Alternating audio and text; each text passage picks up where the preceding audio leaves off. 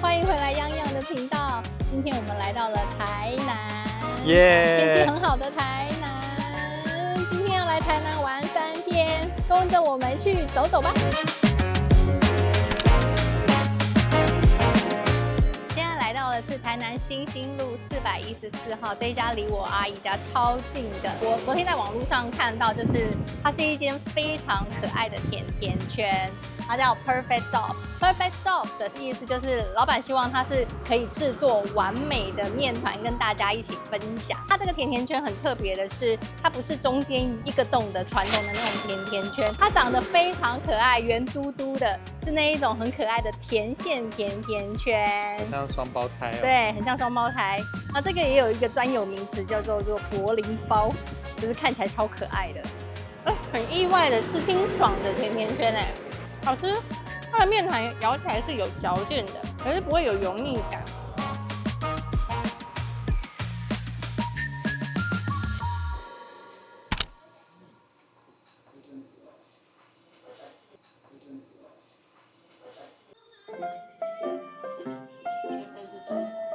然后菜桃是不辣的，然后高丽菜卷也是不辣的，放在这里。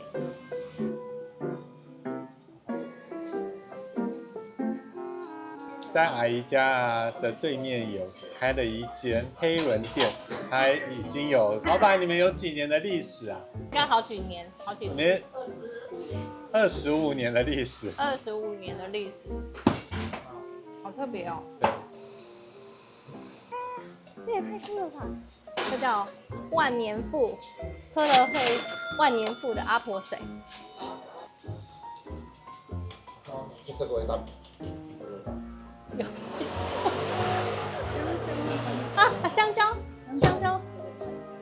香蕉水啊，香蕉水，香蕉水是香蕉冰的，冰啊，对，香蕉水是油漆店用的。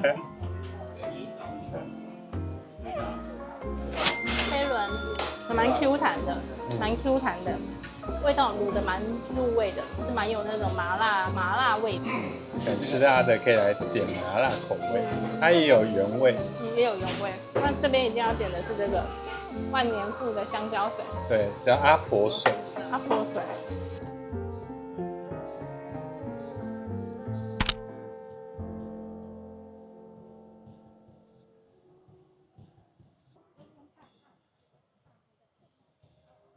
我们现在来到了很漂亮的渔光岛，它就在安平的旁边，只隔着一个渔光大桥。就是以前呢，为什么会叫这么漂亮的名字？就是因为以前的渔船晚上会点灯吸引鱼群，然后远远望去，海面上好像闪着一点一点的渔火，所以就叫做渔光岛，很漂亮吧？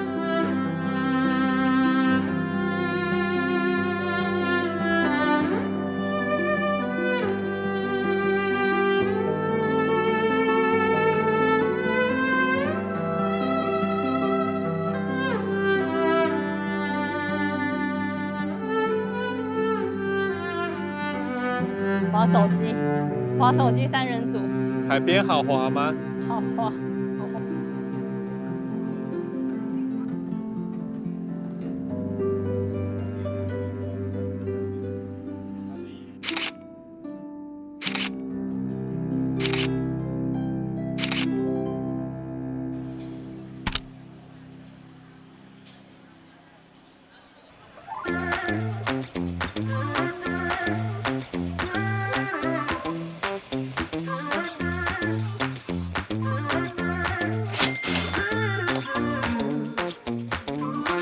哇哦，来到台南，当然不能错过鳝鱼意面喽。我们这次来的是尊王路跟海安路的交接口这一家品味鳝鱼意面，它看起来就是非常的传统跟简单，可是好多人排队哦。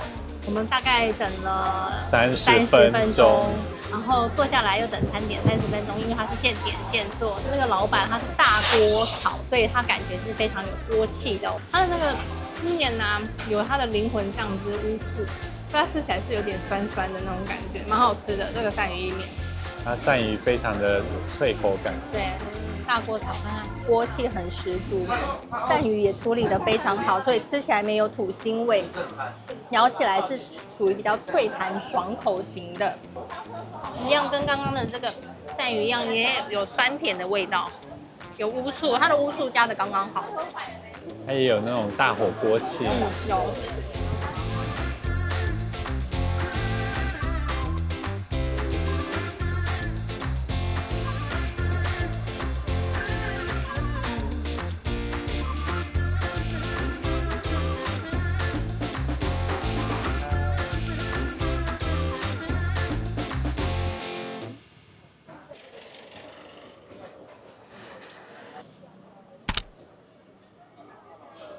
我们现在来到的是神农街，一条神秘很漂亮的一个老街。那神农街以前叫做北市街，它是在清朝的时候是台湾府城五条港的重要商业街。那后来因为街底的药王庙，所以就改名为神农街。里面啊，就是它大概是宽4公尺，长约数百公尺。那因为它改建不易，所以它其实保留了很多清朝跟日治时期的一个木造的一个建筑。那我们可以进去看看逛逛。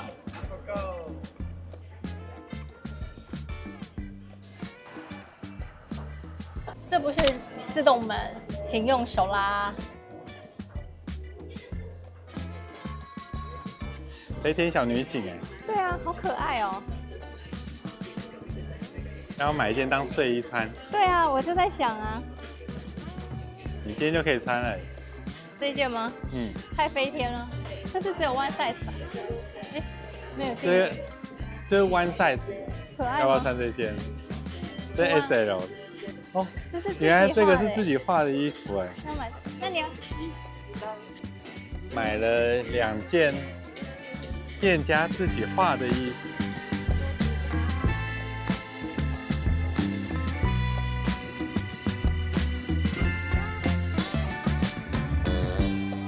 上面真的有住人，还是有住家。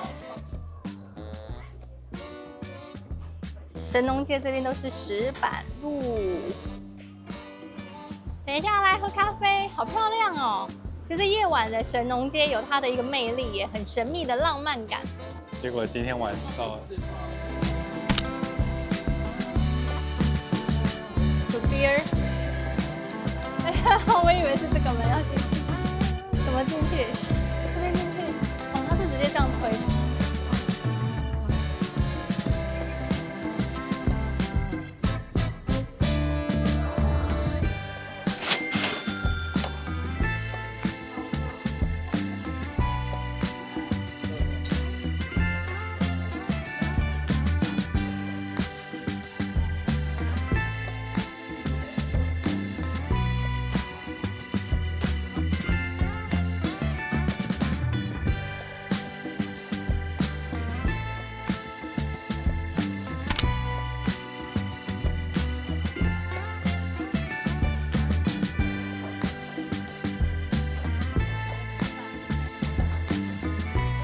刚刚去喝啤酒嘛，然后就是那个应该是店员他推荐说，哎，晚上还可以喝得到的牛肉汤就是这里，它是开到早上6点。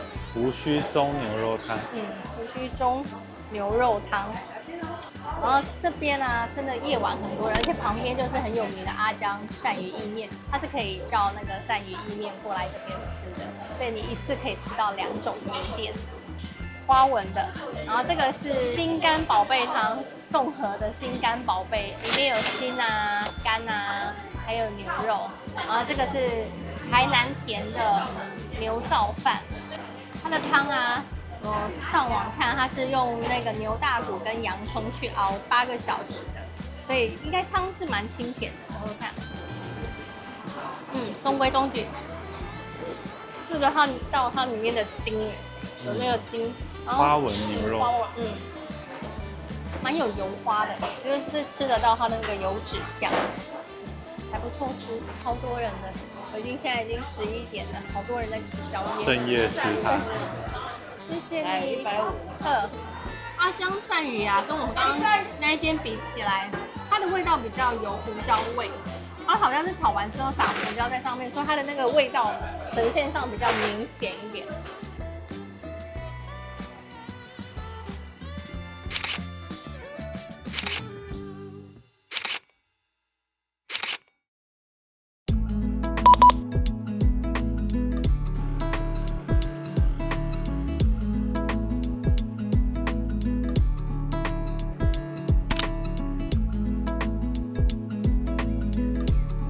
们今天要来吃美鲜牛肉汤。我刚刚跟阿姨讲说我要去吃美鲜牛肉汤，她说那是下是阿碧哦，所以她是阿碧。对啊，现在是早上6点半，我们来喝牛肉汤喽。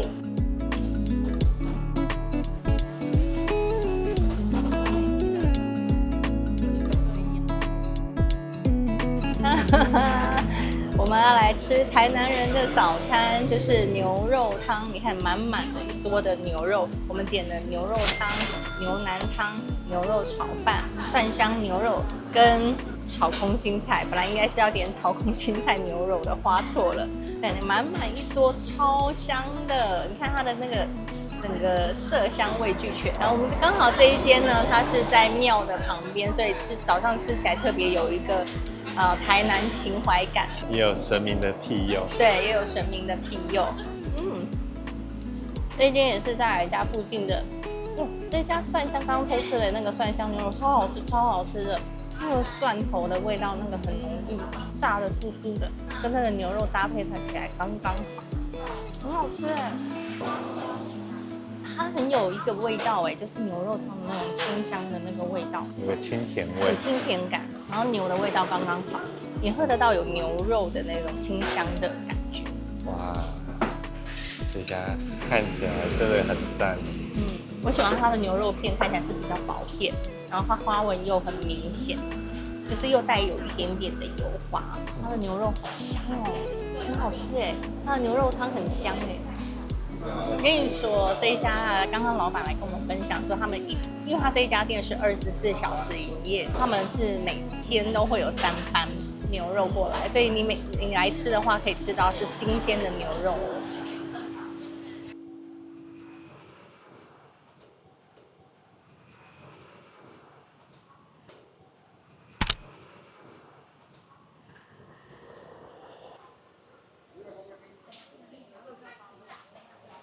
这一间就是在永乐市场旁边的国华街上的一味平蛙柜，它有连续得到了4年的米其林必比登，然后所以一大早就好多人来排队。对啊，国华街啊，就俗称台南的厨房。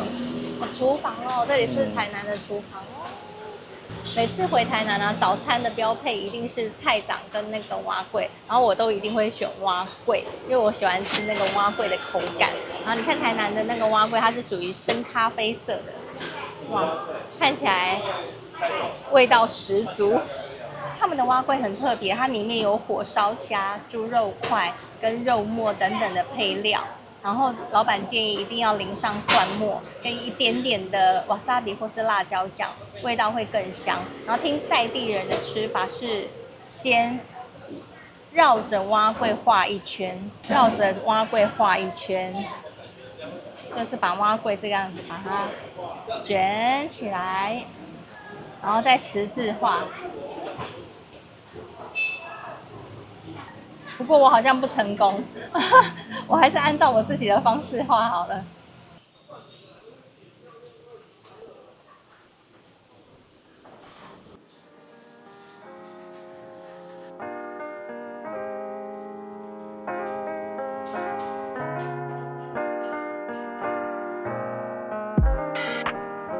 咖啡啊，其实在台湾有3间，一个是在台北，一个是在嘉义，然后一个是在台南。每一间店都有不同的风格。这一间的咖啡密室咖啡里面的装潢都是根据香港风情。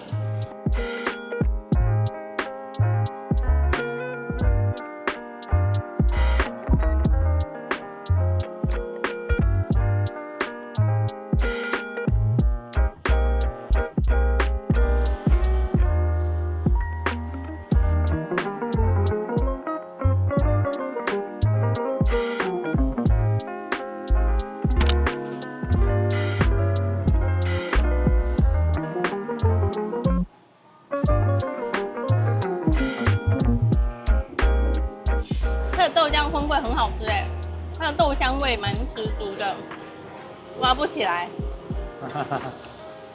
太古溜了，就像史莱姆一样。它的豆浆味道蛮十足的，而且很清香啊。我觉得是一个很耐吃的豆浆荤桂。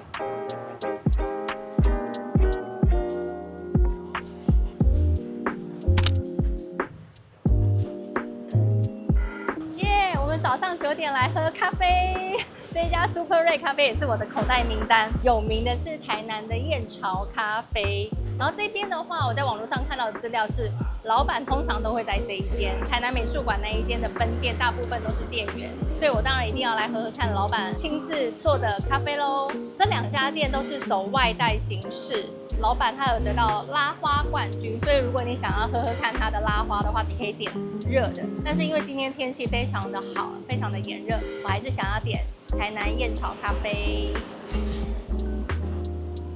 是一杯很好喝的饮料哎，然后你可以喝得到那个拔辣的那个清香，然后黑糖有一点点稍微的苦味，好想吃拔辣。一口芭乐，一口咖啡，双重享受。它的那个咖啡的那个芭乐咖啡的果香味很浓郁，可是不会强调咖啡的那个味道，很好喝的一杯饮料。这一杯芭乐我觉得很好喝哎，它跟我以前喝过的那种芭乐咖啡有点稠稠咻咻的感觉不一样，它很清爽，很入口。虽然说它是外带咖啡，但是这是我近期之后最好喝的水果咖啡。这个芭乐很好喝，比好喝。是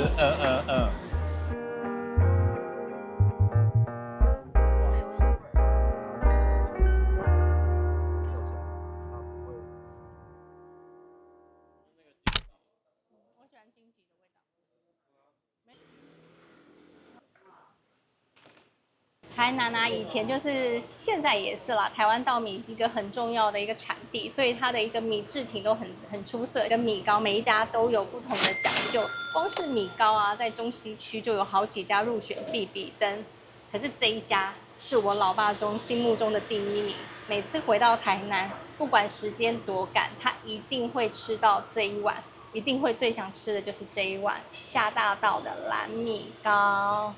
这一家是创立于1961年，然后店面是属于比较简单老旧的，但是味道却深得人心，常常是座无虚席。它的米糕是用旧米炊制的，旧米就是说它可能要放1到2年的那个时间的这种米，然后去做成的，再加上鱼松，还有爽脆的小黄瓜，还有淋上带蒜香的卤肉汁。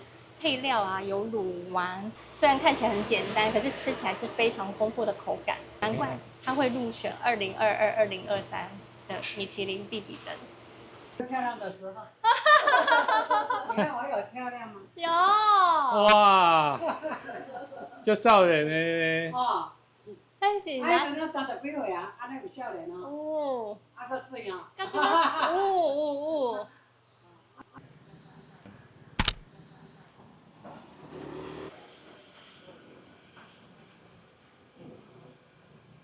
买回去阿姨家吃喽。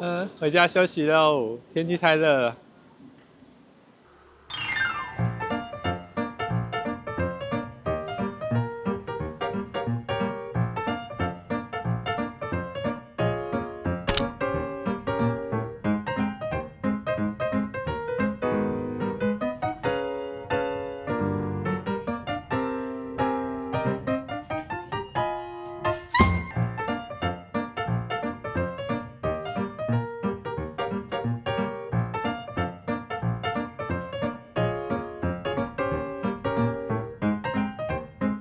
山口纯一说，他喜欢的是很简单而单纯的咖啡，所以他喜欢的是单一咖啡豆，他不喜欢混合豆，就可以来好好的品尝他所挑选的这些精品豆的味道。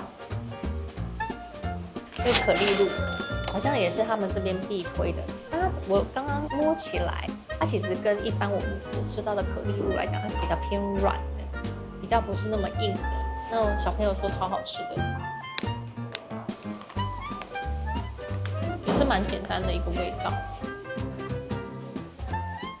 Hansmore Hill Kyoto 它的本店是在京都，它的分店是在台南。那时候我在网络上看到一个小资讯，就是说就问那个 Kyoto 的主理人说，为什么你会想要选在台南？台南店的主理人，他其实是跟他们其实就是一群志同道合的咖啡师的朋友，然后他们是因为有这样子的情谊，所以他才选择在他的故乡开店，并不是因为风格很像，而是有一种人跟人之间的情谊。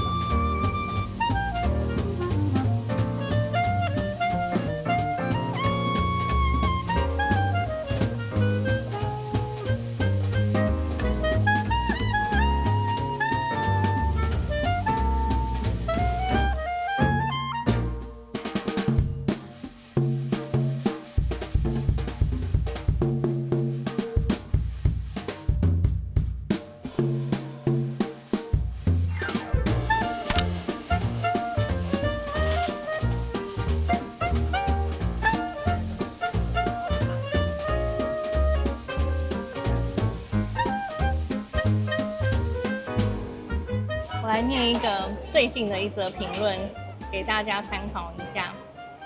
他说这一家是老字号的冰店，经常大排长龙，他们的招牌红豆布丁冰非常好吃，然后它的布丁是非常让人惊艳，很多人都会再单点一颗布丁，就有点像我们现在这样。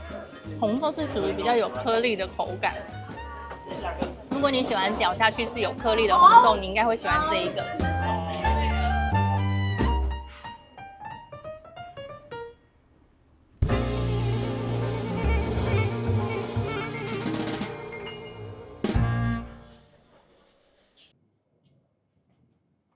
When you kiss me, I'm under your spell. Will you miss me?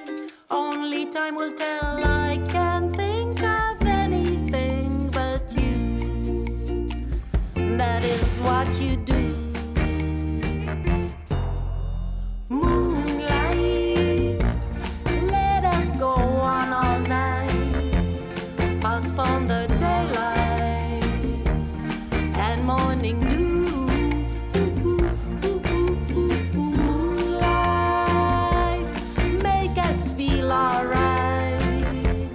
Just until daylight finds we are two. When your arms around me makes me feel so good, like a shooting star right out of Hollywood. Baby, when you kiss me, I'm under your spell. Will you miss me? Only time will tell. I can't think of anything but you. 很有创意耶，建筑师的创意其实蛮有趣，树枝的，然后不是铁皮屋加盖，是树皮屋加盖，是树皮无针件。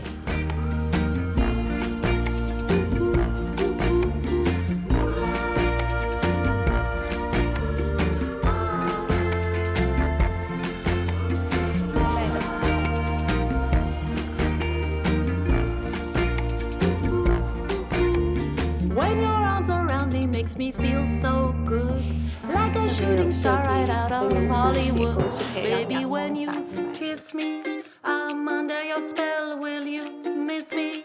Only time will tell. I can't think of anything but you.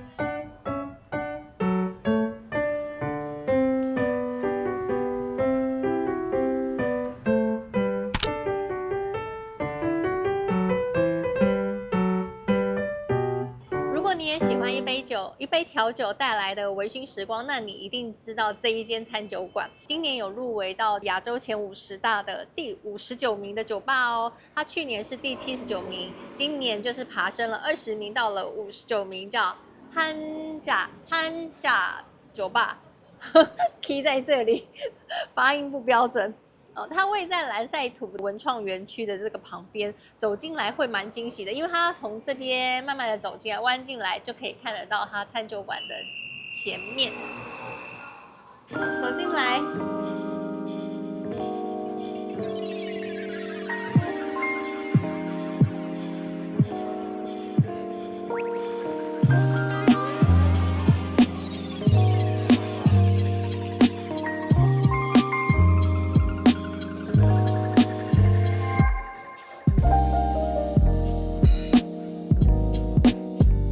的酒单是以电影为主题，然后你可以看得到它就是有不可能的任务等一个人咖啡，这2款都是比较有互动性的，等一下看他表演一下。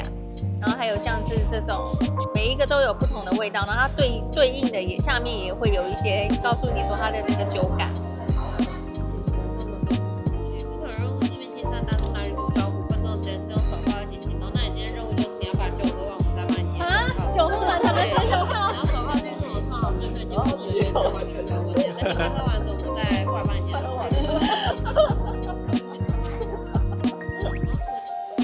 所以我要喝完才能解哦。正一点拍吗？刚刚你要不要先试试看怎么去解锁？要用那个牙线啊。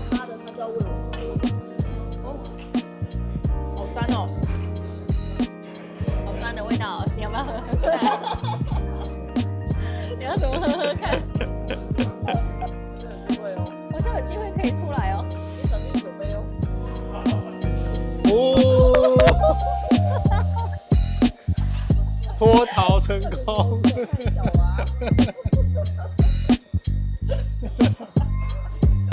好白痴哦，我就出来了。你逃逸了。逃逸了。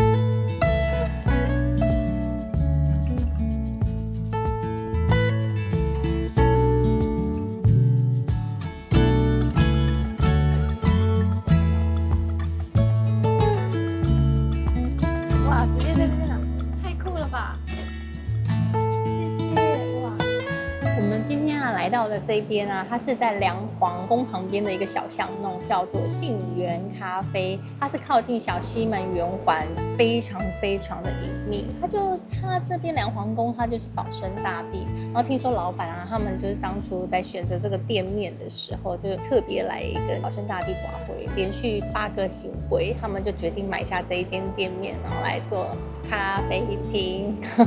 因为它的前身是生药药行，对，它是生药行，所以在这边可以看得到一些涩谷香，然后有像是一些中药啊，以前的旧建筑里面的一些历史这样，然后里面也特别的一个点餐模式，你如果不知道要怎么喝那些咖啡，你好像可以抽签求你的咖啡签，一切都由命运决定的咖啡，蛮酷的。那我们今天点的是美式跟通宁美式，它里面有一个我觉得蛮特别，是保利达美式，但是因为我们今天骑车，它里面有一点点微酒精，所以我们就没有喝了。如果有喝的朋友可以跟我们分享一下它的味道吗？啊，有醒过来的感觉了，早上8点，有非常醒脑的咖啡。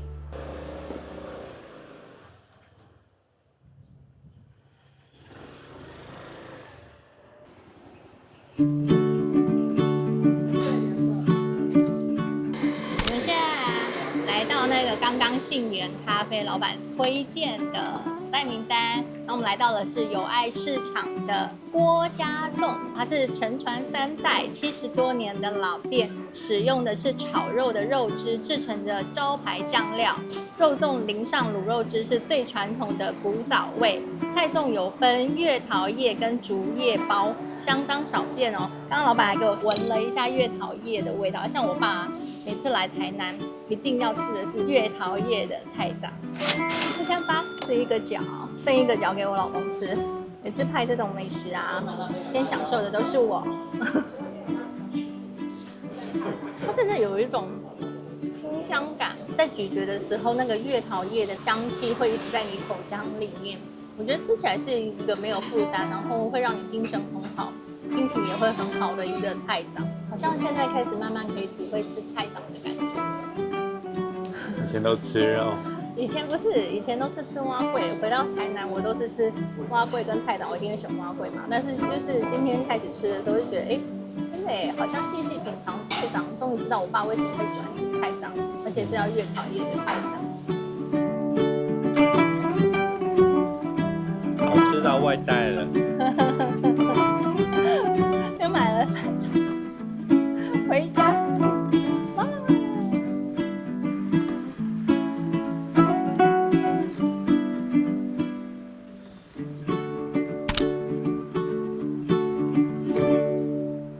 这一家就是妹妹他们上次回来台南的时候就说推荐很不错的，它是一家泰式餐厅，它是在华爱街上面，然后装潢还蛮有质感的，餐点也蛮多样的。而且这家礼拜一中午其实还蛮多人过来吃，对，它的女性消费者非常的多。大家已经开始就在吃了，那我也觉得好像很好吃的感觉。这一家它其实家人的聚餐、朋友的聚餐都还蛮推荐的，尤其是它又离那个美术馆也蛮近的，在附近走一走，再过来吃饭也是不错的。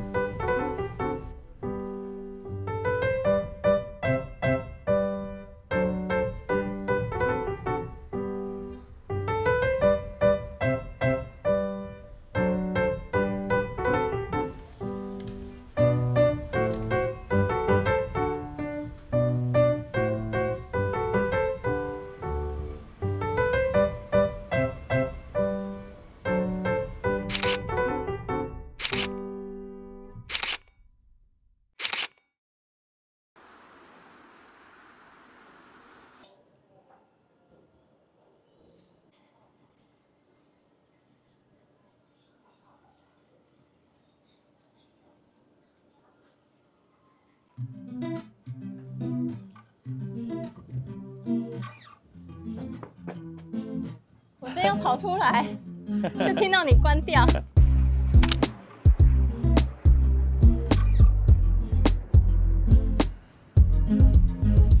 今天要带你们来这一间，它叫秀咖啡，这是昨天在汉甲那边的餐酒馆工作人员推荐给我们的。它是一间很有特色的一间咖啡厅，店里主打的是虹吸式咖啡。那我们刚刚一踏进门呢，就可以看得到酒吧式的一个吧台，搭配木质的桌椅跟古早的红砖墙，是十分有特色。然后它的秀为什么叫秀呢？它其实是冰岛语里数字7的意思，那象征着不同的咖啡体验，就是也代表了完整跟细腻。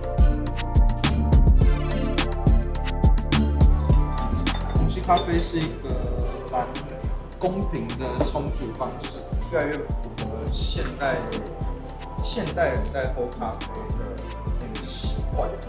我会觉得它把优点跟缺点都展现给客人知道，但是这个手法是因应现在咖啡越做越精致，就是缺点一定会越来越少。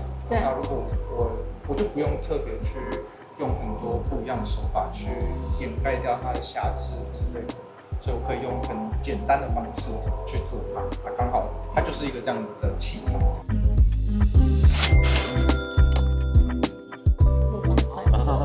它 logo 也好有趣哦。的认知来讲，虹吸是一个温度比较偏高的一种做法，就它把它再用冷却的方式做成一个冰的。但它不是美式哦，对，它喝起来不会是美式的味道。它喝起来就像刚刚咖啡师说的，他就说里面有一些咖啡的优点跟缺点都呈现在这个咖啡里面。